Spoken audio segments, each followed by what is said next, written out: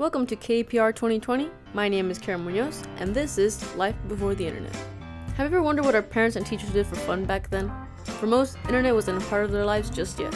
Exploring this topic today is our audio-video teacher, Mr. Frank Sanchez, talking about how they had fun before the internet was massive. So before the internet, well, there was internet, but it was just super slow, right? So it was dial-up. So not everyone wanted that kind of speed, and it was somewhat pricey at the time. One of the things I would do, believe it or not, when I was a teenager, early teen, in junior high, and so 7th, 8th, and 9th grade, we would break dance. Believe it or not, I was in a team. There were groups of kids that would do this. My parents, they were cool with it. You know, we weren't vandalizing or anything like that. We did have a lot of fun. It was an urban style. There were, I think, let me see, do a little history here. There were 3 teams. Wild and Steady. No, Foot Rockers. I think it was Foot Rockers. It just saying it now sounds ridiculous. But I think it was the Foot Rockers, the Wild and Steady team, and then it was Flip Side. Flip Side back in those days was incredible. They were the standard, the golden standard. And there were some other crews that would get together. Now remember, this is before cell phones, right?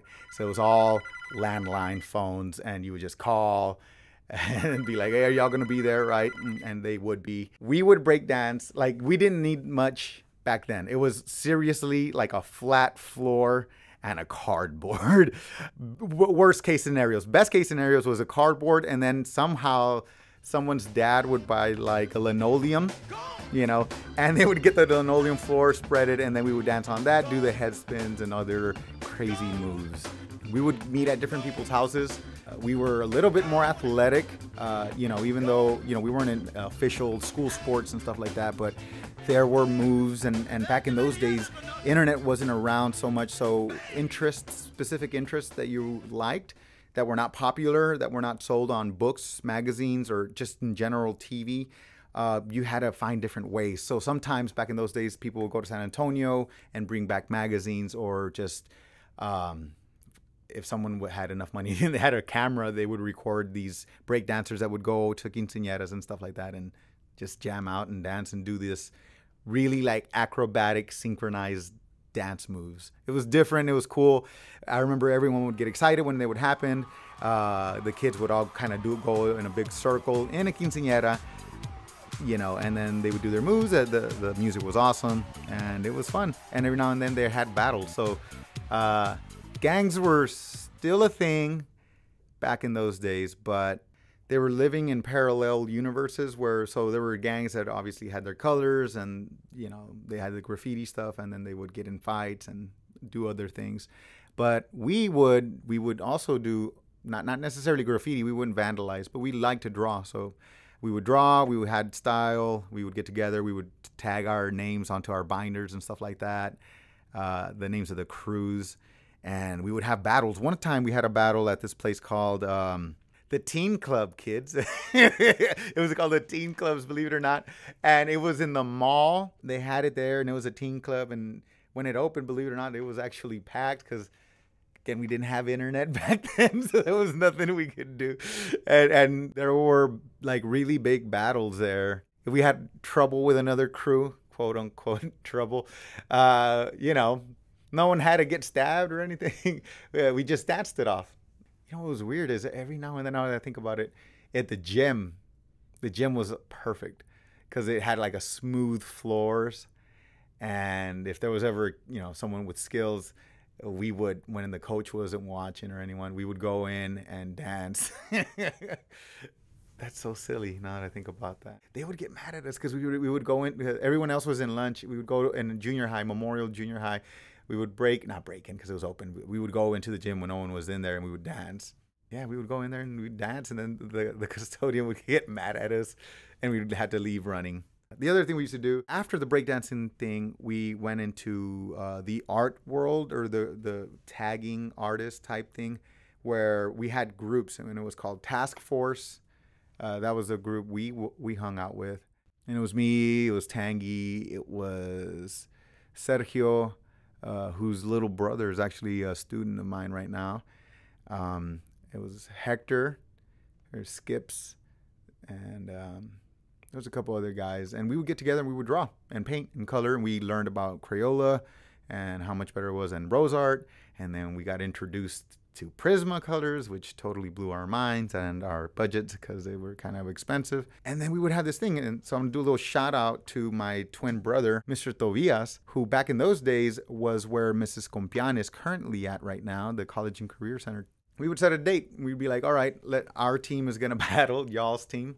You know, we would set the dimensions of the whatever it was that we were going to paint on. You know, we would say, okay, it's going to be this many inches by that many inches wide. You're going to have it by this date, and we'll announce it on the, you know, on the intercom and put some flyers up, and then we'll have kids go and vote on which one was the best one, and we displayed them there with Mr. Tobias. You know, it was in the morning, and then they would choose. And it was kind of cool, and it would take a while. We would have to go, and I would work on a piece, on a section, and I actually was really good at coloring and blending and mixing and matching specific colors to look really nice, and I would do that. And Tanguy was fantastic at drawing, and everyone would pitch in different ways. Sergio and Skips were also pretty good at coloring, and so we all got a little area of the canvas and painted it, and it was kind of neat. It was different. And so that was when we would hang out, like physically at people's houses, and we would just color and listen to music. That kind of died down after a while. Oh, quick shout out to a teacher who passed away, Mr. Martinez, because he had a really cool art club, and we would do the breakthroughs, and we were part of the art club, and he did a lot of really good things for the class. And it was neat because we felt like we were a part of the team. We would do the breakthroughs. We'd go with the high school football teams, and we would paint, and it was really neat to create the breakthroughs from, you know, a tiny sheet of paper, and then develop it and put it on a projector, and then we'd paint it, and that was how we'd spend our days. Last thing I want to talk about was back in the day, Walden Books existed at the mall where Bell's is at. So I was also into cars, and I really enjoyed the mechanisms of what would make cars go faster, and what tools or tricks people would do, you know, as far as turbocharging, supercharging, boring out the pistons, and getting bigger manifolds, and like different injectors and stuff like that. And so all of that information is so easy to get right now, so easy. But at the same time, there's so much of it, a lot of people don't really get it for some reason. But for me, I was really hungry for knowledge, and I was really interested in understanding and learning. And I would go to the mall, and I would, every now and then, because the magazines were expensive, it was like $10, jeez.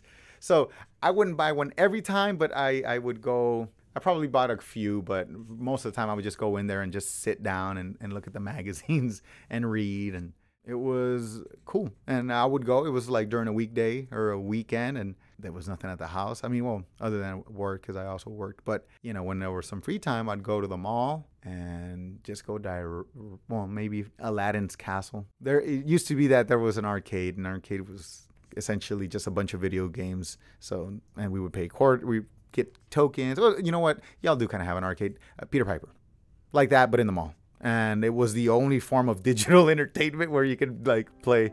So I'd go there, and then after that, we'd go read a little bit, probably go tag afterwards and stuff like that. I think that's all. I mean, we did other stuff, right? But for the most part, that took a lot of my time, and that was what we did, and we had a real good time. And I'm talking about it. It's nice. I can look back at it very fondly, and remember the people, remember the time spent, just kind of think back and enjoy how calm and soothing and different it was once upon a time. At this time, I would like to give a special thanks to everyone who made this production possible.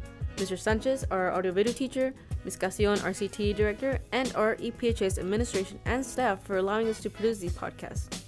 Also assisting in the production of this podcast is Rodrigo Vega and Analia Zamora. Thank you for listening. This was Life Before the Internet. KPR 2020, online and around the globe, high school powered radio.